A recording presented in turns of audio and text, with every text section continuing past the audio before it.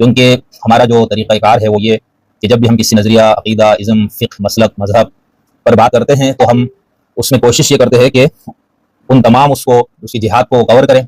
और वो बिल्कुल मारूज़ी और गैर जानिबदाराना अंदाज़ को इख्तियार करते हुए उससे मुताल्लिक़